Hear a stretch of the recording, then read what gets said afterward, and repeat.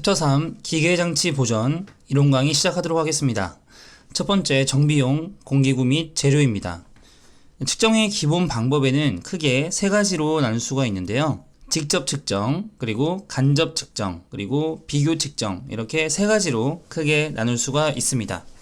직접 측정이라고 하는 것은 말 그대로 직접 제품에 대고 실제 길이를 측정하는 방법을 직접 측정이라고 하고요. 직접 측정으로 측정하지 못하는 것들을 다른 측정값들을 이용해서 계산이나 추정으로 값을 구하는 것을 간접 측정이라고 합니다. 비교 측정이라고 하는 것은 기준이 되는 물체나 값과 비교해서 측정하는 방법을 비교 측정이라고 합니다. 이렇게 직접 측정, 간접 측정, 비교 측정 이렇게 세 가지의 측정 방법이 있다라고 생각하시면 될 것 같고요. 이 직접 측정 방법에는 측정기가 어떤 것들이 있는지, 간접 측정에는 어떤 것들이 있는지, 비교 측정기에는 어떤 측정기들을 사용하는지가 중요한 내용이라고 보시면 되겠습니다. 먼저 직접 측정부터 보시면 좀 전에 말씀드렸다시피 직접 제품에 대고 실제 길이를 측정하는 방법으로서 장점은 우선 직접 잴 수 있다는 게 장점이 될 수 있고요. 측정 범위가 다른 측정법보다 넓다는 것이 장점이 되겠습니다. 다품종, 소량 생산품 측정에 유리한 방식이 되겠습니다. 단점으로는 이것이 판독자에 따라서 치수가 달라질 수 있다는 단점이 있고요. 측정 시간이 직접 측정을 하기 때문에 오래 걸릴 수 있다는 단점을 가지고 있습니다. 또한 판독자가 숙련도가 낮을 경우에 혹은 높을 경우에 그 경험에 따라서 측정값이 바뀔 수 있다는 단점이 있습니다. 직접 측정기의 종류로는 이 버니어 캘리퍼스가 가장 많이 사용되고요. 그리고 마이크로 측정기, 측장기, 각도자 이런 것들이 있겠습니다. 가장 중요한 대표적인 직접 측정기는 버니어 캘리퍼스가 되겠습니다. 두 번째 비교 측정입니다. 제품 측정 시 표준 치수의 게이지와 비교해서 측정기의 값을 차이를 읽는 방식이 비교 측정이 되겠고요. 이 비교 측정기의 종류로는 대표적으로 다이얼 게이지, 그리고 높이 게이지, 그리고 마이크로미터 이런 것들이 있겠습니다. 이 비교 측정기의 장점으로는 측정이 우선 용이하다는 장점을 가지고 있고요. 그리고 고정밀도의 측정도 비교적 쉽게 할 수 있다는 장점을 가지고 있고 다른 측정보다 오차 발생이 적다는 장점을 가지고 있습니다. 이것은 비교할 수 있는 기준만 있으면 되는데요. 예를 들어서 저울이 있다고 가정을 한다면 이 저울에 기준이 되는 추를 저울의 한쪽에 올려놔 놓고 한쪽에는 대상물을 올려놓습니다. 그러면 이 대상물은 이 기준이 되는 추와 비교를 해서 이 추와 두 개를 비교를 할 수가 있겠죠. 그래서 이런 것들은 다품종 대량 생산물에 적합한 방식이 되겠습니다. 길이뿐만 아니라 면의 모양, 측정 등 사용 범위가 넓다라는 장점을 가지고 있고요. 하지만 측정 범위가 좁고 기준 치수인 표준 게이지가 항상 반드시 필요하다는 단점을 가지고 있습니다. 또한 직접 측정과는 반대로 실제 치수를 읽을 수 없다는 단점을 가지고 있습니다. 다음은 한계 측정입니다.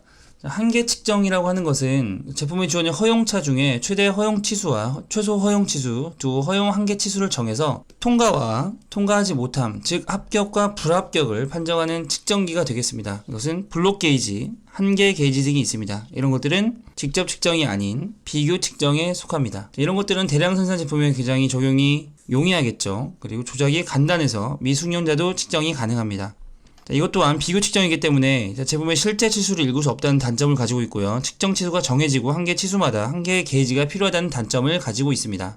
이렇듯 측정 방법엔 크게 세 가지가 있으며 그 세 가지 측정기에는 어떤 것들이 있는지 그 종류를 파악하시는 것이 중요하겠습니다. 바로 개념적인 문제 풀어보도록 하겠습니다.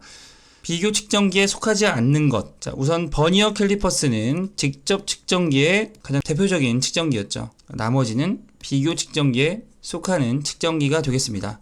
따라서 답은 3번이 되겠고요. 다음 측정기구의 종류 및 사용법 보시겠습니다. 가장 일반적으로 직접 측정기에 강철자가 있고요. 캘리퍼스라는 것도 있습니다.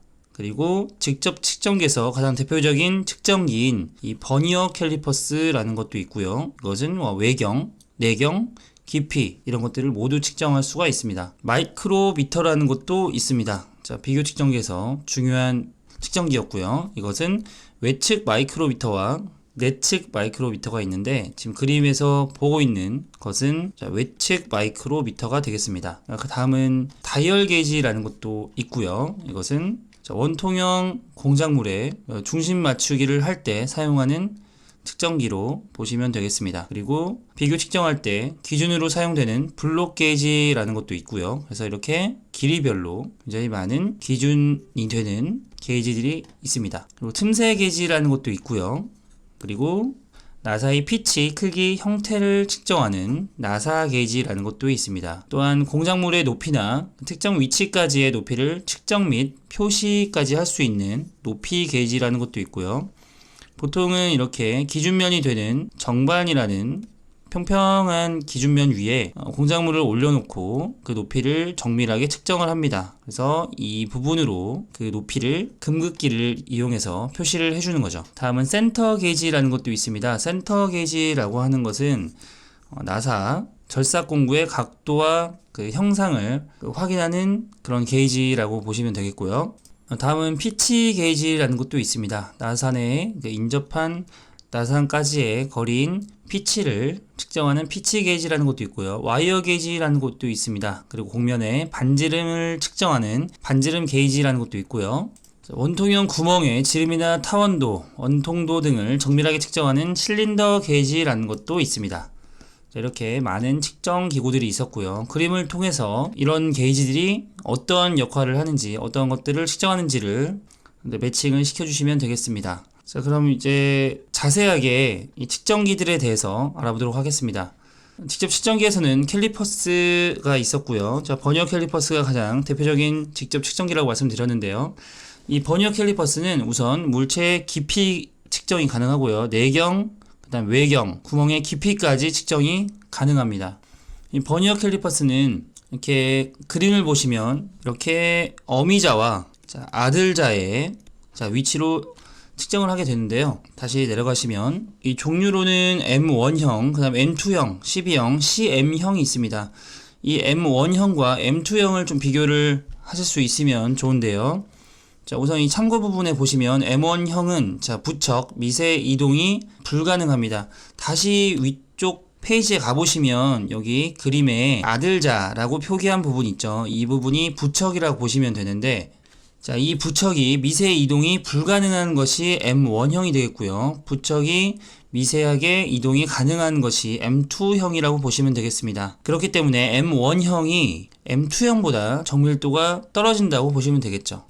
M1형 같은 경우에는 20분의 1mm입니다. 아들자 눈금은 어미자를 19mm를 20등분한 것으로 아들자 한 눈금이 0.95mm로 최소 일금값이 0.005mm가 되겠습니다. M2형 같은 경우에는 그 50분의 1mm인데요. 아들자의 눈금은 어미자의 12mm를 25등분한 것으로 아들자 한 눈금이 0.4mm로 되어 있습니다. 즉 0.02mm로 보시면 되겠습니다. 이게 20분의 1mm가 M1형이었고요. 50분의 1mm가 M2형이 되겠습니다. 앞서 말씀드렸다시피 M2형이 M1형보다 부척 미세 이동이 가능하므로 더 정밀하게 측정할 수 있다라고 보시면 되겠습니다. 다음 중 버니어 캘리퍼스의 용도로서 적합하지 않은 것. 우선 이 버니어 캘리퍼스는 물체의 길이를 측정할 수 있고요. 그 다음에 구멍의 깊이를 측정할 수 있습니다. 또한 구멍의 내경과 외경을 측정할 수 있죠. 하지만 나사의 유효 직경 측정은 불가능합니다. 나사의 유효 직경 측정은 삼침법이라는 방법으로 측정할 수 있겠습니다. 따라서 버니어 캘리퍼스의 용도로 적합하지 않은 것, 답은 4번이 되겠습니다.